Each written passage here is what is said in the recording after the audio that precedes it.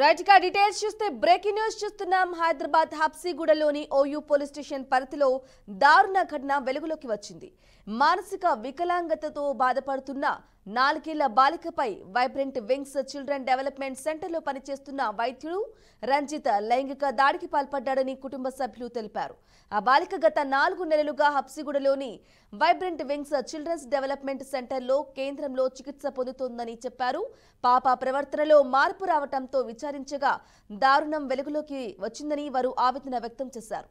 బాధిత బాలికను చికిత్స నిమిత్తం గాంధీ ఆసుపత్రికి తరలించి వైద్య పరీక్షలు చేయించగా లైంగిక దాడి జరిగిందని వైద్యులు వెల్లడించారని ఆవేదన వ్యక్తం చేశారు.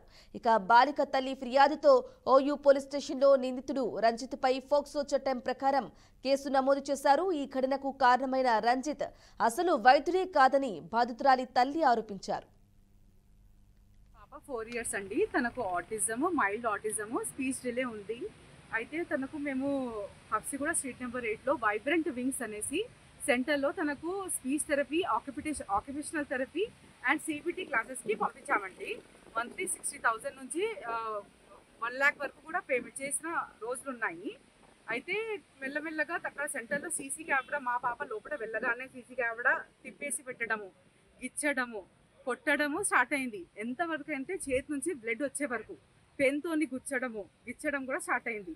2 days బ్యాక్ ఏం చూసామంటే ప్రైవేట్ థై దగ్గర గిచ్చేశారు, స్కేల్తోని కొట్టారు, అక్కడ రెడ్ అయిపోయింది అనమాట.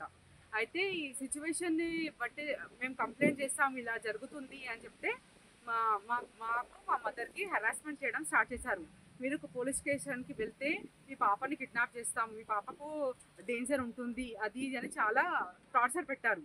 అయితే కూడా నేను ధైర్యం చేసుకొని మా లోకల్ పోలీస్ స్టేషన్ వచ్చేసి కంప్లైంట్ చేశాను. ఇవాళ నాకైతే జస్టిస్ కావాలి. నెక్స్ట్ ఏ పిల్లలకు కూడా ఇలా జరగకుండా కావాలి. ఆ సెంటర్ పేరు వచ్చేసి వైబ్రెంట్ వింగ్స్. ఆ సార్ పేరు రంజిత్. అతను డాక్టర్ కూడా కాదు, కాకపోతే ఆయన డాక్టర్ అని చెప్పుకుంటుండు. సర్టిఫికెట్స్ చూపించాలి అనేసి నేను ఎన్నిసార్లు అడిగినా ఆమె డాక్టర్ టైం టేబుల్ షేర్ చేసుకుంటారండి. దాంట్లో కూడా డాక్టర్ రంజిత్ కుమార్, అక్కడ ఎవరు డాక్టర్స్ లేరు, అందరూ బిఎడ్ చేసిన వాళ్ళు, లేకుంటే ఆర్ఎంపీఏ. మా పాప 4 years అండి.